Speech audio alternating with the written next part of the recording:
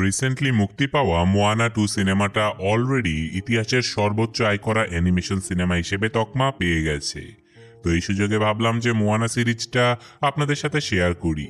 তারই ভিত্তিতে Moana part 1 এর গল্প নিয়ে আজকে হাজির হলাম, যেখানে গল্পের শুরু হয় হাজার হাজার বছর আগে। তখন চারপাশে ছিল শুধু পানি আর পানি। আর সেই সময় একজন দেবী যার নাম টিপিটি, সে কিছু পাথর পানিতে ফেলে দেয়। এই পাথরগুলো কিন্তু ছিল টিপিটির প্রাণ। তো এই পাথরগুলো ফেলার কারণে চারপাশে যখন জীবনের উৎপত্তি শুরু হয়, তখন ধীরে ধীরে পুরো পৃথিবী জুড়ে দেবীর প্রাণ ছড়িয়ে পড়ে। আর এরপর আমরা ড্যামিগডকে দেখতে পাই, যে এই ড্যামিগড হলো মানুষ আর দেবতাদের মিলনের বাচ্চা। আর এই ড্যামিগডের নাম হলো মবি। মবি দেবীর সেই প্রাণ স্টোনটাকে অনেক দিন হলোই নিতে চায়। তার উদ্দেশ্য হলো মানুষকে ক্রিয়েশনের পাওয়ার দেয়া, যাতে করে মানুষেরা যে কোনো কিছু তৈরি করতে পারে। তো সৌভাগ্যবশত একদিন মবি সে প্রাণ স্টোনটাকে চুরি করেও নেয়, যার ফলে সে এমন এক শক্তি পেয়ে যায় যে সে চাইলেই যে কোনো রূপে ট্রান্সফার হতে পারত। যাই হোক, স্টোনটাকে নিয়ে সে যখন দ্বীপ থেকে বেরিয়ে আসে, তখনই সমুদ্র থেকে একটা বিশাল দানব বেরিয়ে আসে। দানবটা ছিল সত্যি অনেক বড়। তাছাড়াও দানবের শরীর থেকে শুধু আগুন বের হচ্ছিল, আর সে মবির উপরে দ্রুত হামলা করে দেয়। মবিও তার অস্ত্রটা দিয়ে দানবের হামলা প্রতিহত করে, কিন্তু মবি তো ছিল দানবের সামনে খুবই ক্ষুদ্র, তাই দানবটির সাথে সে একদমই পেরে ওঠে না। আর মারামারির এক পর্যায়ে মবির হাতের অস্ত্র আর সেই পাথরটা সমুদ্রে হারিয়ে যায়। তো এরপর কেটে যায় হাজার হাজার বছর। তারপর আমরা সমুদ্রের পাড়ে কিছু মানুষকে দেখতে পাই, যেখানে একজন বৃদ্ধ মহিলা ছোট বাচ্চাদেরকে এইসব গল্পই শোনাচ্ছিল। তো এই গল্পগুলো শুনে অনেক বাচ্চারাই ভয় পেয়ে কান্না শুরু করে দেয়। সেখানে সর্দারের মেয়ে মোয়ানাও ছিল, কিন্তু এইসব গল্প শুনে বাচ্চাটা একটুও ভয় পায় না। এটা তো ছিল সমুদ্রের গল্প, আর মোয়ানা যখনই সুযোগ পেত তখনই সমুদ্রের কাছে চলে যেত। একদিন সমুদ্রের কাছে গিয়ে ছোট্ট মোয়ানা দেখতে পায় যে একটা ছোট্ট কচ্ছপকে কিছু পাখি ধরার চেষ্টা করছিল। সেই কচ্ছপটা কোনোভাবেই সমুদ্রে যেতে পারছিল না। এটা দেখে মোয়ানা কচ্ছপটাকে হেল্প করে আর সমুদ্রে পৌঁছে দেয়। মোয়ানা দেখে যে সমুদ্র আপনা আপনি রাস্তা হয়ে যাচ্ছে। আসলে মোয়ানার ভালো কাজ দেখে সমুদ্রের দেবতা তাকে রাস্তা বানিয়ে দিচ্ছিল। হয়তো সমুদ্রের দেবতা চাইতো যে সেই দেবীর পাথরটা মোয়ানার হাতে দিতে, কারণ সমুদ্রের পানির মধ্যে মোয়ানা সেই স্টোনটাকে দেখতেও পায়। আর এমন সময় মোয়ানার বাবা দেখে যে তার মেয়ে সমুদ্রের অনেক ভেতরে চলে গিয়েছে, তাই তিনি দ্রুত মোয়ানার কাছে চলে যায়। আর সমুদ্রের কাছে আসার আগেই সমুদ্র মোয়ানাকে তীরে ফিরিয়ে দিয়ে আবারও আগের মতো হয়ে যায়। কিন্তু মোয়ানার হাত থেকে সেই স্টোনটা আবারও সমুদ্রে পড়ে যায়। মোয়ানার বাবা তাকে সেখান থেকে কোলে তুলে নেয়, কিন্তু মোয়ানা বারবার সেই পাথরটাকে নিতে চাচ্ছিল। কিন্তু তার বাবা মোয়ানাকে বারবার বোঝানোর চেষ্টা করে আর বলে যে অবশ্যই তোমার সমুদ্র থেকে দূরে থাকা দরকার। তো এরপর কেটে গেছে অনেকগুলো বছর। এখন মোয়ানার বয়স 16 বছর। সমুদ্রের প্রতি মোয়ানার এমন এক নেশা ছিল যে এখনো সবার আড়ালে সমুদ্রে নেমে পড়ে, কিন্তু কোনো না কোনো ভাবে সবাই তাকে ধরেই ফেলে। তো একদিন মোয়ানার বাবা তাকে নিয়ে অনেক উঁচু একটা পাহাড়ে চলে যায়। সেখানে অনেকগুলো পাথর ছিল। সে মোয়ানাকে দেখিয়ে বলে যে এখানে যেই সর্দার হয় সেই লোকটাই এখানে এসে একটা করে পাথর রেখে যায়। আমি চাই তুমিও এখানে একটা পাথর রেখে দাও। আর এভাবে মোয়ানা এখন সেখানকার সর্দার হয়ে যায়। মোয়ানা সবার খোঁজ খবর নিতে গিয়ে জানতে পারে যে জেলেরা কোনো মাছই পাচ্ছে না। এমনকি তাদের নারকেল যেই ক্ষেত ছিল সেখানকার সব নারকেলগুলো নষ্ট হয়ে গিয়েছে, কারণ টিপিটি দেবীর সেই স্টোনটা সঠিক জায়গাতে ছিল না। মোয়ানা সবাইকে জানায় যে সমুদ্রের মাঝে গিয়ে সে মাছ ধরতে চায়, কিন্তু তখনই তার বাবা এসে সবার সামনে মোয়ানাকে অনেক রাগারাগি করে। এমনকি সে সবাইকে নিষেধ করে সমুদ্রের মাঝে যাবার জন্য। মোয়ানার এইসব একদমই ভালো লাগে না। সে মন খারাপ করে ওখান থেকে চলে আসে। আর তখন মোয়ানার মা এসে তাকে বলে যে তোমার বাবা যখন ছোট ছিল তিনি কিন্তু একজন নাবিক ছিল। একদিন তিনি তার ভাইয়ের সাথে সমুদ্রের অনেক ভেতরে চলে গিয়েছিল, আর ঝড়ের কবলে পড়ে সেদিন তোমার বাবার ছোট ভাই মারা গিয়েছিল। সেদিন থেকেই তোমার বাবার মনে সমুদ্র নিয়ে একটা ভয় কাজ করে, তাই সে কোনোভাবেই চায় না যে তুমিও কখনো সমুদ্রে যাও। তোমার বাবা আসলে তোমাকে অনেক ভালোবাসে, সে কোনোভাবেই তোমাকে হারাতে চায় না। কিন্তু একটা কথা আছে না, যে নিষিদ্ধ জায়গার প্রতি মানুষের টান বেশি থাকে, তাই তো মোয়ানারও এমনটাই হয়। সে মনে মনে এক প্রকার জিদ করে ফেলে, আর সে পুরোপুরি সিদ্ধান্ত নেয় যে সে অবশ্যই সমুদ্রে যাবে। তো প্ল্যান মোতাবেক সবার আড়ালে একটা নৌকা নিয়ে সে বেরিয়ে পড়ে সমুদ্রের মাঝে। কিন্তু কিছু দূর যেতেই সমুদ্রের বড় বড় ঢেউ তার নৌকাটাকে ভেঙে ফেলে। মোয়ানার পাটাও সেই নৌকার নিচে আটকে যায়। জীবনটা যেতে যেতে কোনো রকমে মোয়ানা সমুদ্রের কিনারায় চলে আসে। তখন মোয়ানার দাদি তাকে দেখে ফেলে। সে মোয়ানাকে একটা জঙ্গলের ভেতরে গুহার সামনে নিয়ে আসে আর বলে যে এই গুহার ভেতরে গিয়ে তুমি একটা ড্রাম পাবে, সেটা বাজাবে। মোয়ানা সেই গুহার ভেতরে গিয়ে ড্রামটা বাজাতে থাকে আর অটোমেটিক সেখানকার লণ্ঠনে আগুন জ্বলে ওঠে। মোয়ানা দেখতে পায় সেখানে একটা দুটো নয়, অনেকগুলো জাহাজ। মোয়ানা বুঝে যায় যে এখানে থাকা সকল মানুষেরাই একসময় নাবিক ছিল।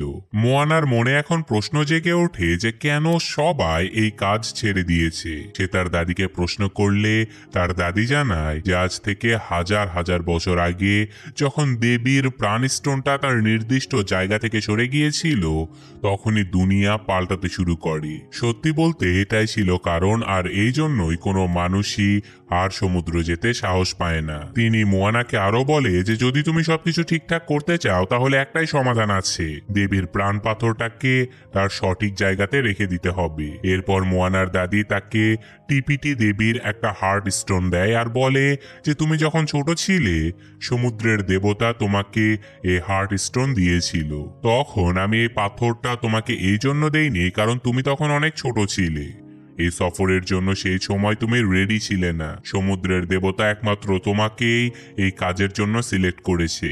এরপর মোয়ানার দাদি তাকে আকাশের তারা দেখায় আর বুঝিয়ে দেয় যে কিভাবে আকাশের তারাগুলো তার এই সফরে ম্যাপের মতো কাজ করবে। তবে সেখানে যাওয়া কিন্তু এতটাও সহজ নয়। ওখানে অবশ্যই মোয়ানের সাথে মবির লড়াই হবে। মবি তো সেই স্টোনটা চুরি করেছিল। তো যাই হোক, মোয়ানা এই কাজটা করতে যাবে, তাই সে তার বাবাকে সবকিছু জানিয়ে দেয়। কিন্তু তার বাবা তো কোনোভাবেই রাজি ছিল না। তিনি সাফ সাফ মোয়ানাকে নিষেধ করে দেয়। আর এমন সময় আবার মোয়ানার দাদির শরীর খুব খারাপ হয়ে যায়। মোয়ানা তার দাদির কাছে গেলে তিনি কানে কানে তাকে বলে যে এই সব কিছু ঠিক করতে হলে মোয়ানাকে সমুদ্রে যেতে হবে। সে নিজের গলার একটা হার মোয়ানাকে দিয়ে বলে যে এর মধ্যে দেবী টিপিটির হার্ট রেখে দিলে সেটা সুরক্ষিত থাকবে আর সেটা কেউ দেখতেও পারবে না। এরপর মোয়ানা তার দাদির কাছ থেকে বিদায় নিয়ে ওই রাতেই কাউকে কিছু না বলে সমুদ্রের মাঝে যাবার জন্য বেরিয়ে পড়ে। মোয়ানাকে এই কাজ করতে সাহায্য করে স্বয়ং সমুদ্র। সে মোয়ানার জন্য রাস্তা বানিয়ে দেয়, কিন্তু অনেক দূর যাবার পরে মোয়ানার নৌকাটা উল্টে যায়। মোয়ানা অনেক চেষ্টা করে তার নৌকাটাকে সোজা করার জন্য, কিন্তু সে কোনোভাবেই পারছিল না, বরং পানির ধাক্কায় সে বেহুশ হয়ে যায়। আর পরদিন সকালে তার যখন চোখ খোলে সে দেখে যে একটা দ্বীপে সে আটকে আছে। সেখানে মোয়ানার সাথে তার একটা মুরগিও ছিল। আসলে ভুলবশত মুরগিটা মোয়ানার নৌকাতে উঠে পড়েছিল। তো সেখানে মোয়ানার সাথে দেখা হয়ে যায় মবির, যে কিনা হাজার হাজার বছর ধরে এই আইল্যান্ডে রয়েছে। কিন্তু মোয়ানা তো তাকে চেনে না, তাই সে সরল মনে টিপিটি দেবীর হার্টটা মবিকে দেখায় আর বলে যে এই হার্ট স্টোনটাকে সঠিক জায়গাতে তোমাকে রাখতে হবে। মবি তো তা করে না, বরং মোয়ানাকে একটা গুহার মধ্যে আটকে দেয়। তারপর মোয়ানার নৌকাটা নিয়ে মবি এখান থেকে বেরিয়ে পড়ে। এদিকে মোয়ানা ঠিকই কোনো না কোনোভাবে সেই গুহা থেকে বাইরে বেরিয়ে আসে। সে নৌকায় উঠে পড়ে, কিন্তু কিছু দূর যেতেই এই বিশাল জাহাজের মানুষেরা তাদের উপরে হামলা করে দেয়। আসলে এই জাহাজের মানুষেরা ওই হার্ট স্টোনটাকে নিতে চায়। মবি আর মোয়ানা বহু কষ্টে সেই লোকেদের হাত থেকে বেঁচে অনেক দূরে চলে আসে। আর এরপর মবি তার জীবনের সকল গল্প মোয়ানার সাথে শেয়ার করে। আসলে এক সময় সে সকল মানুষের চোখে হিরো ছিল, কিন্তু দেবীর হার্ট স্টোনটা চুরি করার পরে এখন সকল মানুষেরা তাকে ঘৃণা করে। যেখানে সে মানুষদের জন্যই দেবীর হার্টটা চুরি করেছিল, যাতে সে মানুষের ক্ষমতা বাড়াতে পারে। মোয়ানা তখন মবিকে সান্ত্বনা দেয় আর বলে যে তুমি চাইলেই আরো একবার সবার চোখে হিরো হতে পারো। এই স্টোনটা তার সঠিক জায়গায় রেখে দিলে তুমি সবকিছু আবারও আগের মতো করে দিতে পারবে। মবি বলে যে এইসব কিছু করতে হলে প্রথমে আমার সেই অস্ত্রটাকে খুঁজে বের করতে হবে, যা হাজার হাজার বছর আগে এই সমুদ্রের মাঝেই হারিয়ে গিয়েছিল। তাছাড়া এই সমুদ্রের মাঝে যাই হারায় তা এক জায়গাতে গিয়ে জড়ো হয়। তারা ডিসাইড করে যে তারা একসাথে সেই ভয়ঙ্কর জায়গাটাতে যাবে। এমনকি তারা সেখানে পৌঁছেও যায়। দুজনে সেখানে থাকা একটা ভয়ঙ্কর পাহাড়ের উপরে উঠে যায়, আর পাহাড়ের উপরে একটা গভীর ফাঁকা জায়গা ছিল, যেটা সরাসরি সমুদ্রের নিচ অব্দি চলে গিয়েছে। তো দুজনেই সেই ফাঁকা জায়গাটাতে ঝাঁপিয়ে পড়ে আর সমুদ্রের একদম নিচে চলে আসে, যেখানে অনেক প্রকারের মনস্টারও ছিল। কোনোভাবে তারা সেই মনস্টারগুলোর হাত থেকে লুকিয়ে লুকিয়ে এমন একটা জায়গাতে এসে পৌঁছায় যেখানে শুধু সোনা দানা আর অতি মূল্যবান রত্নগুলো জড়ো করা ছিল। সেখানে একটা কাকড়াও ছিল, যেটা পুরোপুরি সোনার তৈরি, তবে জ্যান্ত। এই জায়গাটাতে ছিল তারই রাজত্ব। সে মোয়ানাকে ধরে একটা হাড়ের তৈরি খাঁচার মধ্যে বন্দি করে ফেলে, আর অন্যদিকে সেই সোনাদানার পাহাড়ের মধ্যে মবি তার অস্ত্রটা খুঁজে পেয়ে যায়, কিন্তু সে লুকাতে পারে না, আর সোনার কাকড়াটা তাকেও ধরে ফেলে। অন্যদিকে মোয়ানা সেই খাঁচা থেকে ঠিকই বেরিয়ে আসে, আর কাকড়াটাকে টিপিটি দেবীর স্টোনটাকে দেখিয়ে দেয়। স্টোনটা দেখে কাকড়াটা খুবই এক্সাইটেড হয়ে পড়ে। মোয়ানা পাথরটা তাকে দিয়ে দেয় আর মবিকে সাথে করে নিয়ে সেখান থেকে বেরিয়ে আসে। আর বেশ কিছুক্ষণ পর্যবেক্ষণ করার পরে কাকড়াটা বুঝে যায় যে এটা আসলে নকল পাথর ছিল। আসল পাথরটা ছিল মোয়ানার দাদির দেয়া সেই লকেটটার মধ্যে। কিন্তু ততক্ষণে মোয়ানা আর মবি সেখান থেকে বেরিয়ে এসেছে, তাই কাকড়াটা আর ওদেরকে ধরতে পারে না। এদিকে মবি তার সেই হারিয়ে যাওয়া শক্তিটা ফিরিয়ে আনার বারবার চেষ্টা করছিল, কিন্তু এখনো সে ঠিকমতো কোনো কিছুতেই ট্রান্সফার হতে পারছিল না। এসব কিছু নিয়ে তার মন খুবই খারাপ হয়ে যায়। তো এখন মবি মোয়ানাকে তার নিজের জীবনের কাহিনী বলতে থাকে। মবি বলে যে আমি আসলে মানুষের ঘরে জন্ম নিয়েছিলাম, কিন্তু আমি একটু অস্বাভাবিক ছিলাম বলে তারা আমাকে সমুদ্রে ফেলে দিয়েছিল। তো সেদিন থেকে সমুদ্রই আমাকে বড় করেছে। এরপর একদিন আমি মানুষের কাছে গিয়েছিলাম, আর আমি তাদেরকে আগুন জ্বালানো, খাবার বানানো, কৃষিকাজ করা, এই সব কিছু শিখিয়েছিলাম। এমনকি এই যে টিপিটি দেবীর হার্ট, এটাও আমি মানুষের জন্যই চুরি করেছিলাম। কিন্তু এত কিছুর পরেও মানুষ আমাকে ঘৃণাই করে গেল। মোয়ানা বুঝতে পারে যে মবি সত্যি একজন ভালো মানুষ। সবাই তাকে ভালোবাসে, কিন্তু জীবনের একটা ভুলের জন্য মানুষের এখন তাকে ঘৃণা করত। তো মোয়ানা বলে যে এই ভুলের জন্য তোমার উচিত দেবীর কাছে ক্ষমা চাওয়া। আর সত্যি সত্যি মবি যখন দেবীর কাছে ক্ষমা চেয়ে নেয়, তারপর থেকেই সে তার হারিয়ে যাওয়া সকল শক্তিগুলো ফিরে পায়। তো যাই হোক, এরপর তারা দুজন সমুদ্রে আরো অনেক দূরে চলে আসে, কিন্তু তাদের সামনে ছিল এক নতুন বিপদ। সমুদ্রের মধ্যে থেকে উঠে আসে সেই ভয়ঙ্কর আগুনের দানব। তো এখানে মবি একটা পাখির রূপ নিয়ে সেই দানবটার উপরে হামলা করে দেয়, কিন্তু দানবটার এক ধাক্কায় সে পানিতে পড়েই যাচ্ছিল। কিন্তু কোনো রকমে সে আবারও নৌকাতে ফিরে আসে, আর তখনই দানবটা নৌকাটার উপরেও হামলা করে দেয়। মোয়ানার উপরে অ্যাটাক করার আগে মবি তাকে বাঁচানোর জন্য নিজের অস্ত্রটা দানবের সামনে ধরে, আর অস্ত্রটার শক্তি এতটাই বেশি ছিল যে মোয়ানার নৌকাটা সেখান থেকে অনেক দূরে চলে আসে। আর এত এনার্জি লসের কারণে মবির অস্ত্রটা প্রায় ভেঙে গিয়েছিল, যেটা দেখে মবি তো মোয়ানার উপরে প্রচণ্ড রেগে যায়। আবার কিছুক্ষণ পরে মন খারাপ করে সে একটা ঈগলের ট্রান্সফার হয়ে সেখান থেকে উড়ে চলে যায়। মোয়ানারও এইসব কিছুতে খুবই মন খারাপ হয়ে যায়।